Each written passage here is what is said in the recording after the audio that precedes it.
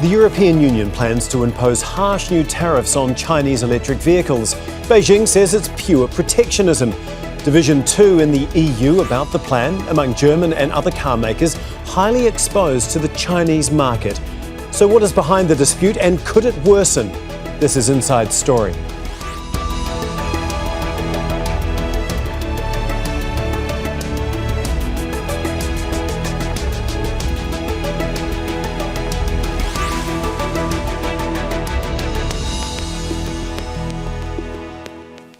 Hello, welcome to the program. I'm Tom McRae. China has raced ahead of the rest of the world in producing electric vehicles known as EVs. It's making them faster and cheaper than in Europe or the United States.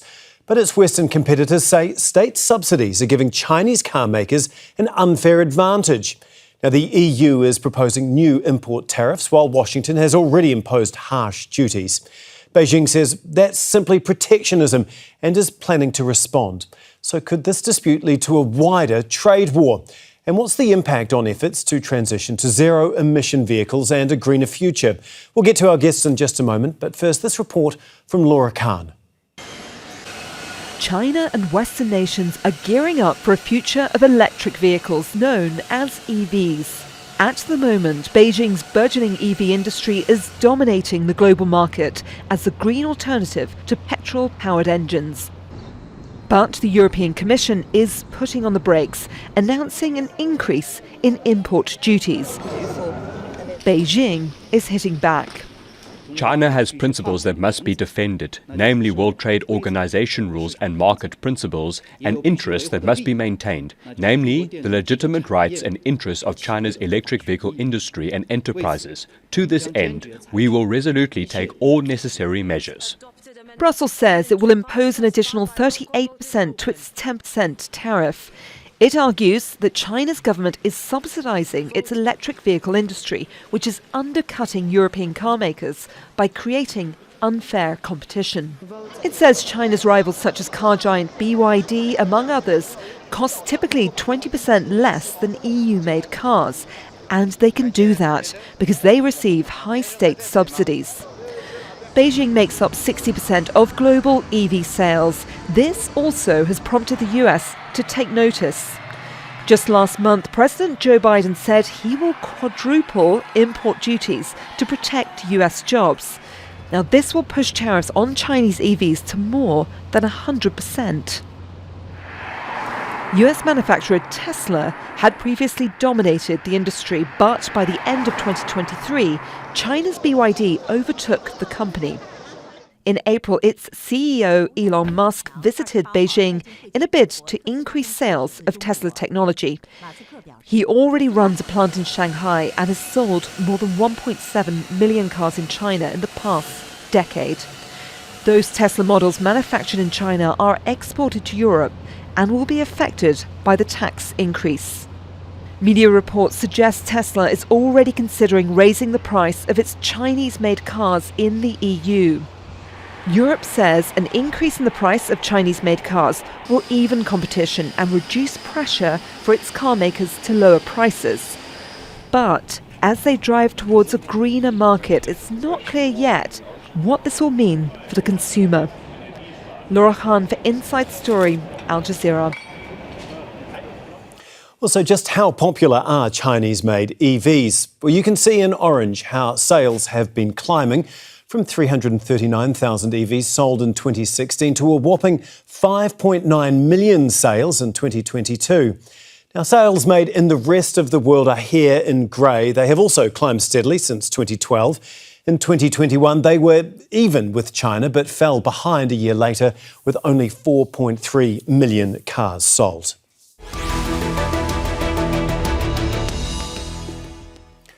Okay, let's bring in our guests now. Andy Mock joins us from Beijing. He is a research fellow at the think tank Centre for China and Globalization in Bochum, Germany. Ferdinand Dudenhoffer is the director at the Centre of Automotive Research. And in Athens, Vicky Pryce joins us as she is the Chief Economic Advisor at the Centre for Economics and Business Research. Thank you very much for joining us.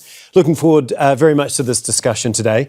Ferdinand, if I can begin with you. Obviously, the EU Commission is trying to slow down China's push into Europe. Is this going to work? Yeah, see, it seems like storytelling. And if we look at the EU Commission, possibly it's more or less soap opera, what they do at the moment. See, in Germany, nobody wants to have these sanctions, neither the industry nor the politicians. The same applies, by the way, to the French automotive makers like Renault and Citroën and Peugeot. So the EU Commission is doing something which is very strange. Nobody's understanding it because the Chinese just sell small volumes of cars in Europe, and the prices of the cars are due to natural competitive advantages which China has. So it's not an end for competition, it's a national competitive advantage because China has a big market. They have scale economies for electric vehicles. And on the other hand, they have a long history on battery technology and battery industry. The biggest battery makers like CATL are in China. So therefore, they have cost advantages, but that are natural cost advantages. So the whole thing seems to be that after July or August, when the new EU Commission is elected,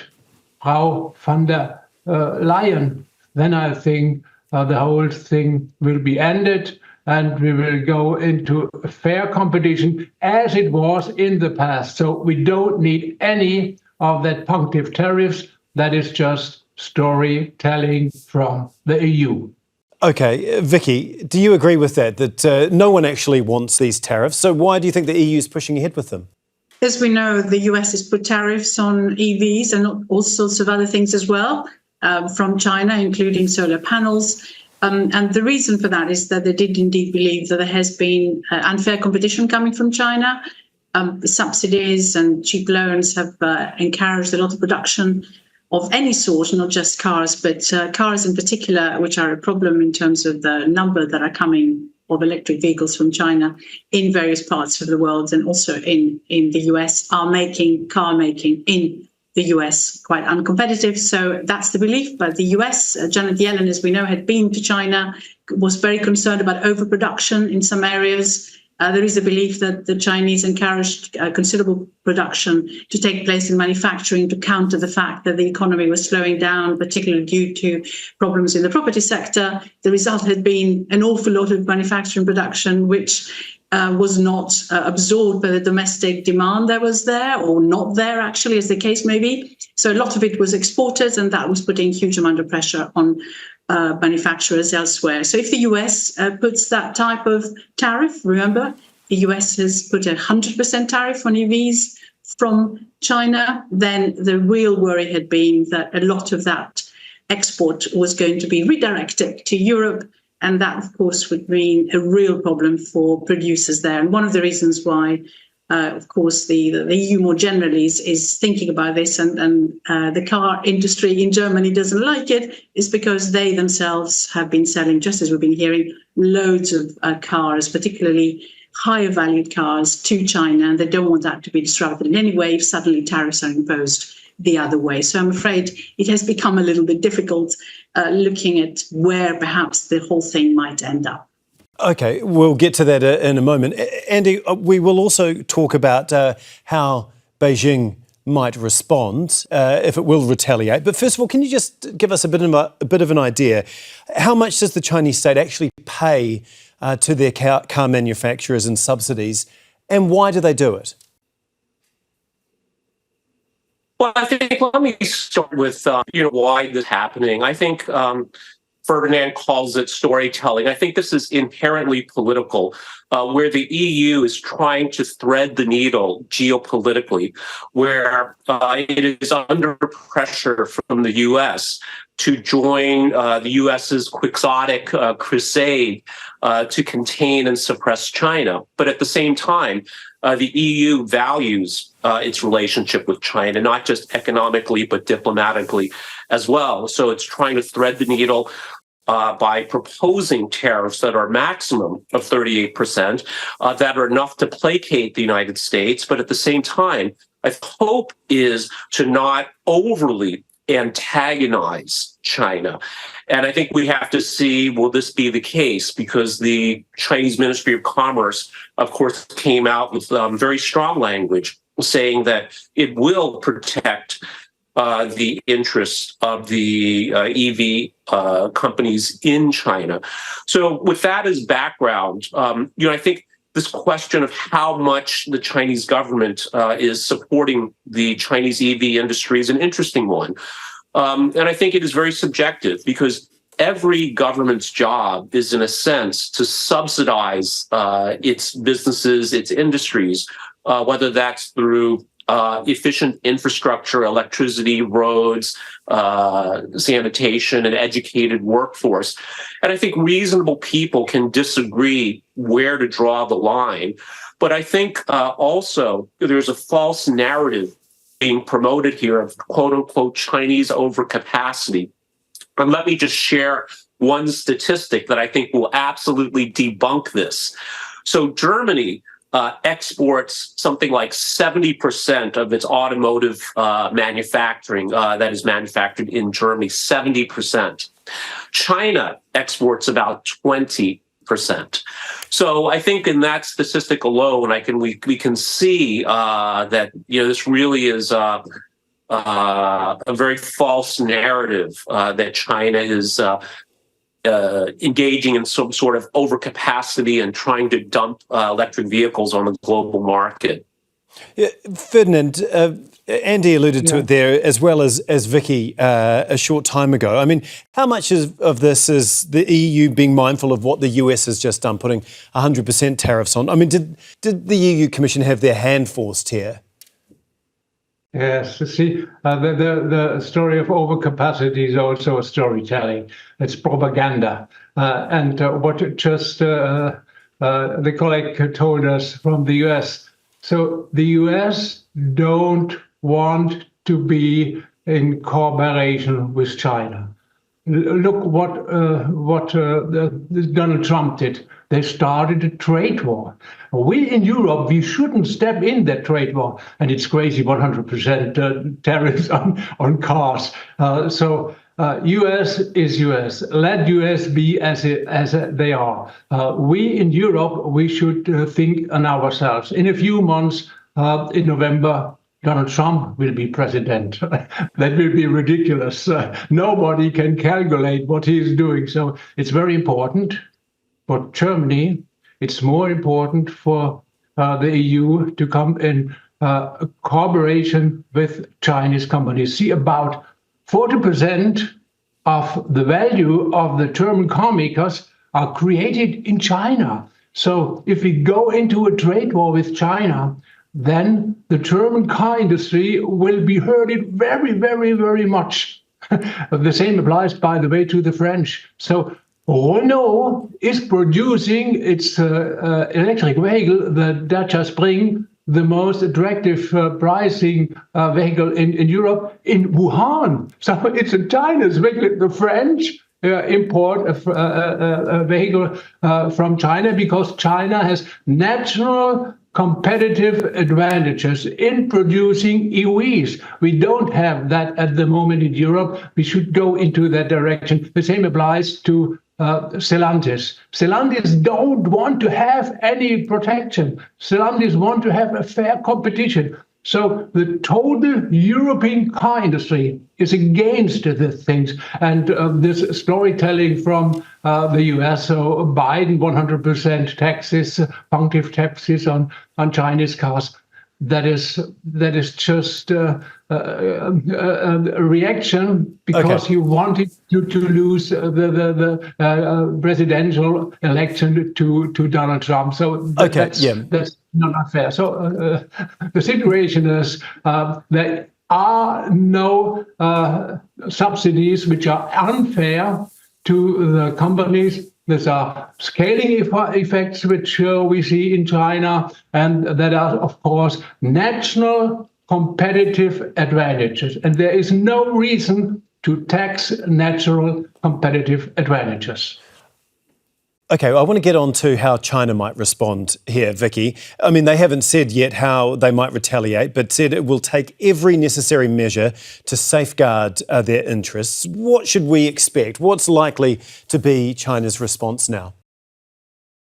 I think it's interesting that so far they haven't done very much. They said they're looking at particular exports or imports, that exports from the US and imports into China, that they are concerned about whether there was a bit of dumping taking place, some chemical products, for example. They've already initiated some studies on this. They could well react, of course, by increasing tariffs themselves.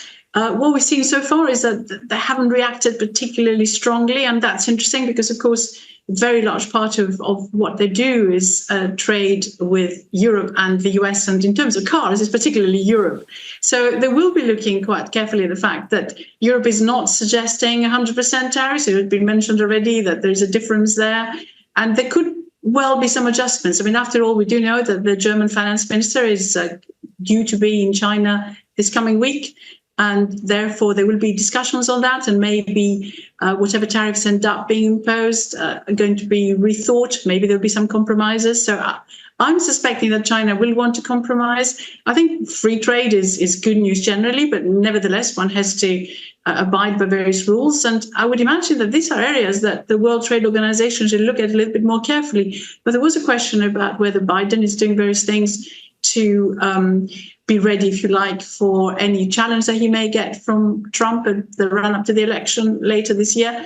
The truth is that Biden has been pretty protective anyway, and we are moving towards a world which is increasingly protectionist, a world where production is moving to closer parts of wherever the market is. So there's a lot of onshoring, reshoring taking place. And I mean, look at the US itself, of course, with this Inflation Reduction Act, where there are subsidies and a lot of support for industry to develop in the US, with a lot of concern from the rest of the world that this is in itself perhaps anti-competitive. So the world is becoming certainly more protectionist, I'm afraid. It certainly is, especially that tension growing between the US and China.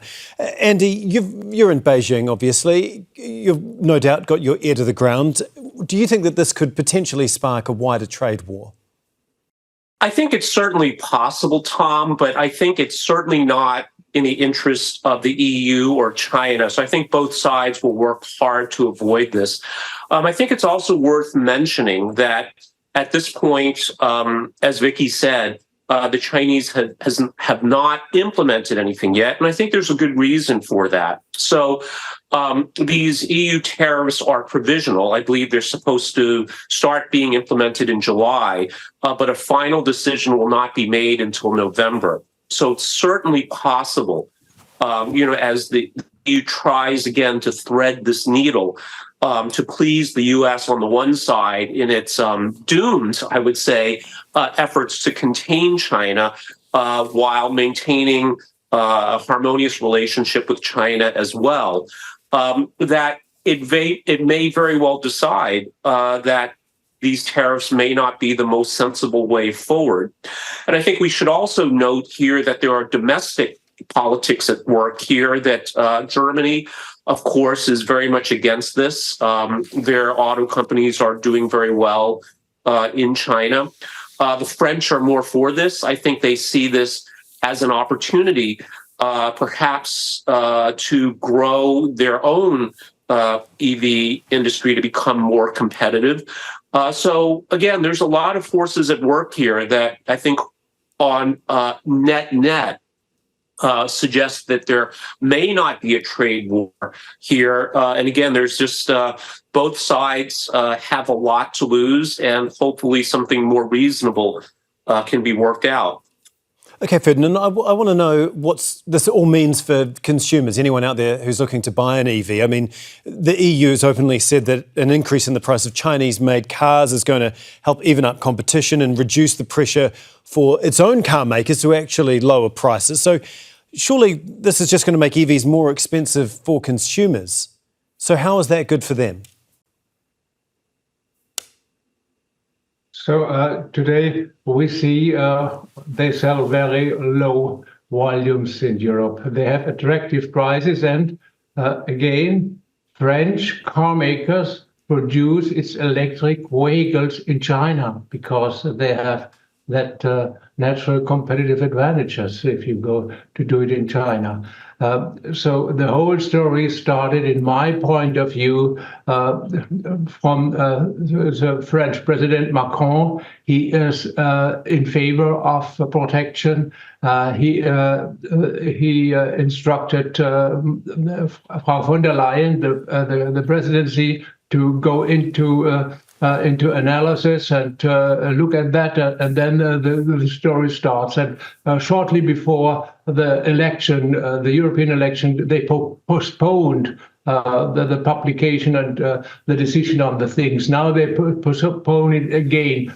And Macron has lost dramatically the vote. He will not be any longer president in the French in the future. So the largest favoring guy for will vanish, and therefore I'm pretty sure that we go in regular discussions and don't care too much on the US, and they should do what they think is okay. And in Europe, I think the European industry is in a good phase. See, we also need the know-how of China to proceed in electric vehicles, because the know-how and the scales of the batteries at the moment are in China. They did it for 20, for 30 years. And the same applies a little bit to software and to automatic driving. So the future car has its home and its competence in China. Therefore, it's very important for European car makers to cooperate with China's companies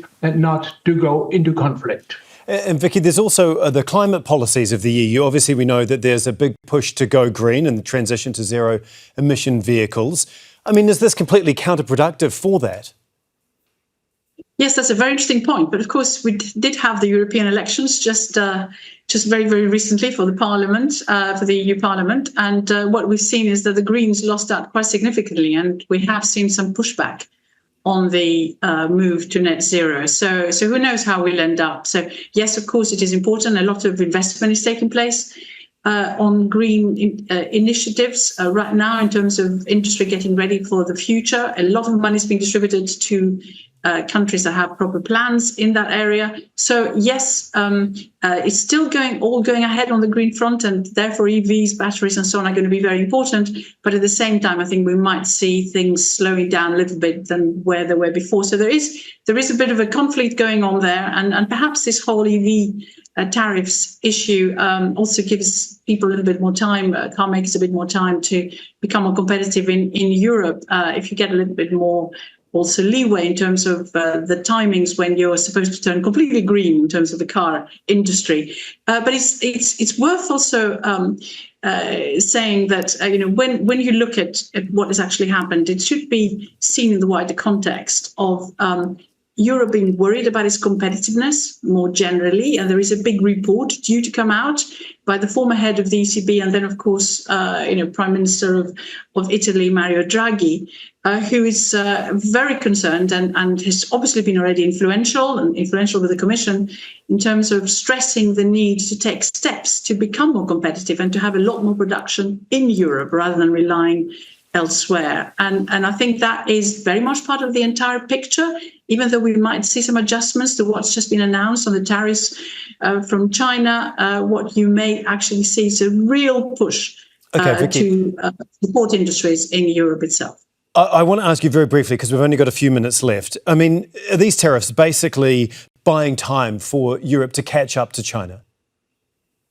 I think there is an element of that, I'm afraid, in there. I think Europe will spend a lot more to get ready. But the point about batteries and where production takes place is a very significant one. And indeed, China right now has a competitive advantage. OK, Andy, what do you think is going to happen from this point on? Obviously, the tariffs are likely to take effect on July the 4th. If both sides fail to resolve the issue, are we going to see them get together and try and hash this out? Well, I think from the perspective of the Chinese EV manufacturers, this is an unwelcome development. But the rate of the tariffs, I think, were designed to be more or less acceptable, that the Chinese EV manufacturers could still continue to do business in Europe. And of course, some of them are setting up manufacturing plants in Hungary, other parts, as well as part of a more general diversification strategy. I think there's a risk of damaging EU-China relations. And I think the hope on the Chinese side is that this can be resolved. And of course, we have the U.S. on the sidelines, hoping. We have to wait and see. Okay, Ferdinand, I want to ask, do you think that there's any scenario that we could actually see China and Europe get together and cooperate here?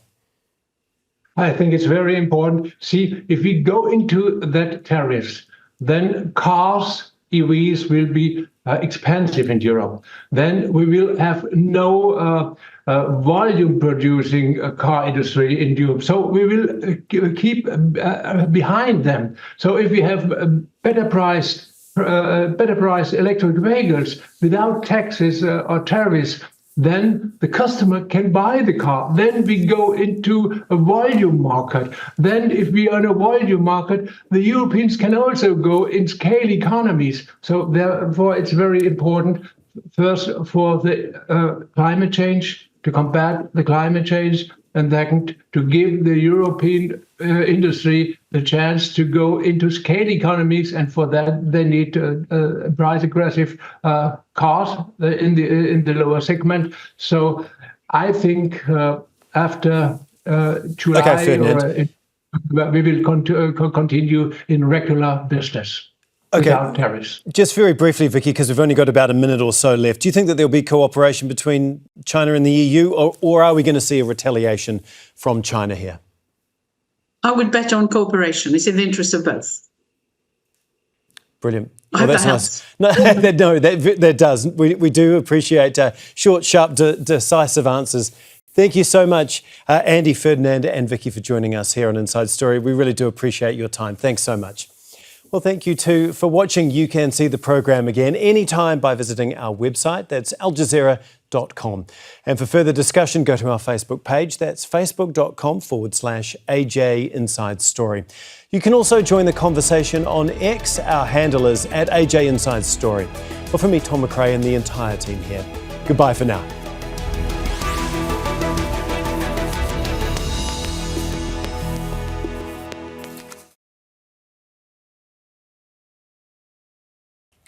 Make sure to subscribe to our channel to get the latest news from Al Jazeera.